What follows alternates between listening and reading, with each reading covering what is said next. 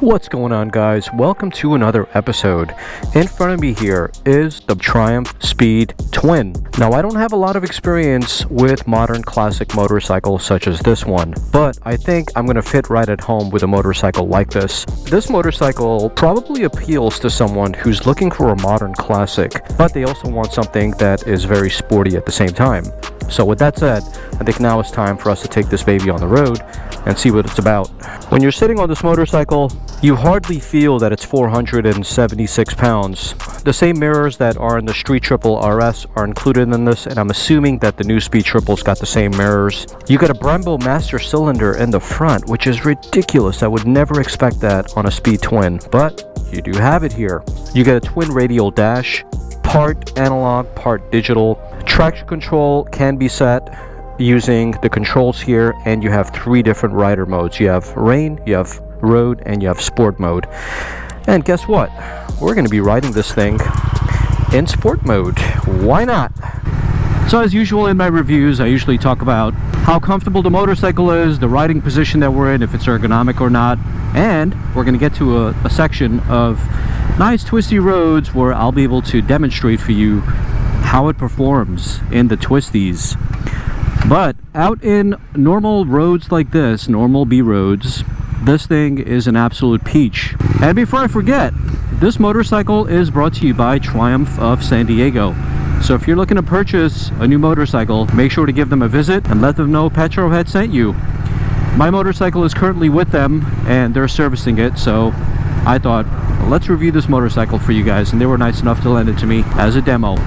So I'm cruising along right now in 6th gear. I'm somewhere in between 2,000 and 3,000 RPMs and doing about 40 miles an hour in 6th gear. The transmission doesn't seem to mind it, and I think at 100 horsepower, that is something of a sweet spot for most motorcycles and riding it on the street.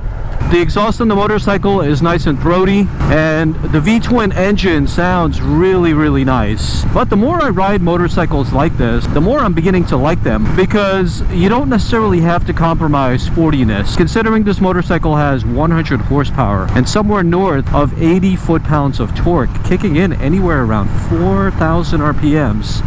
That's a serious amount of grunt for the street. Like, how much more do you really need? Right now I'm in 6th gear, and if I give this thing the full beans, I'm talking about wide open throttle, I will be behind that BMW's rear bumper very quickly.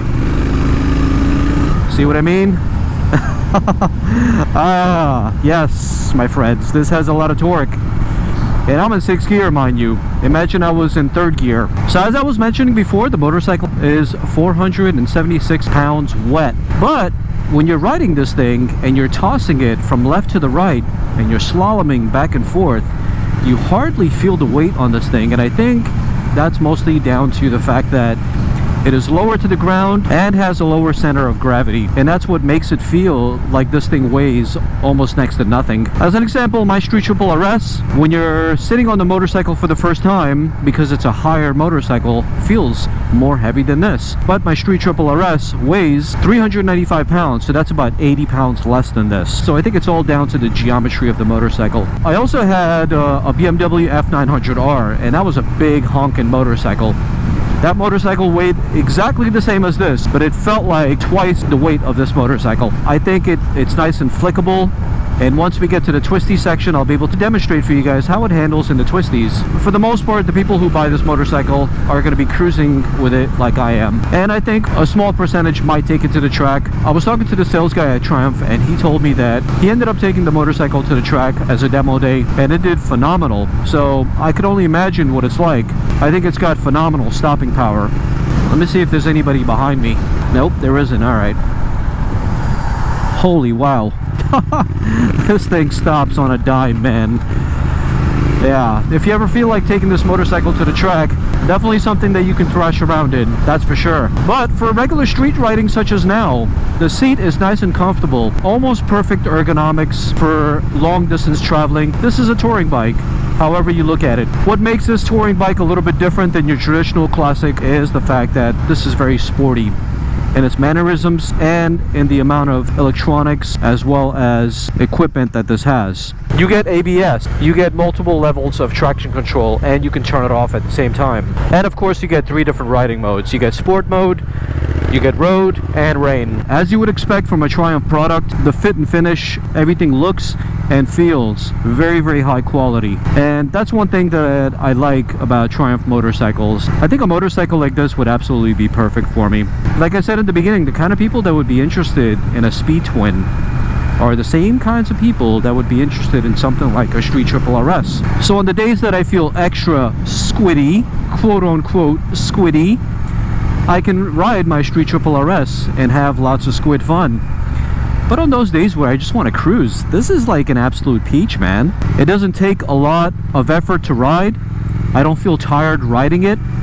It's got a nice, relaxed, comfortable position, nice ergonomics, plenty of power, and as I mentioned, nice throaty exhaust. It's got a nice lumpy idle. I like it. You can see the RPM tack going up and down. It's got a muscle bike type of feel to it, and I like that. Alright, finally, traffic out of the way. Let's get on out of here. Oh yeah! This thing has got a massive amount of torque, my goodness. Here we are. I think we are close to the twisty roads that I've been talking about. Yeah, listen to that.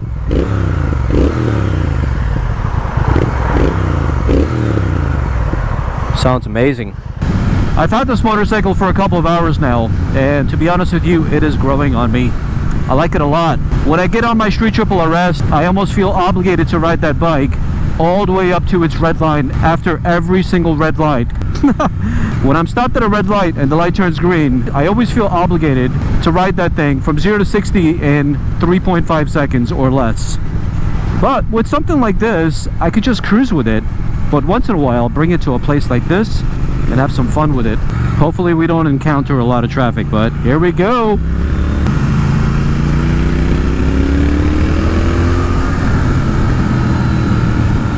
Man, I am so impressed by these brakes.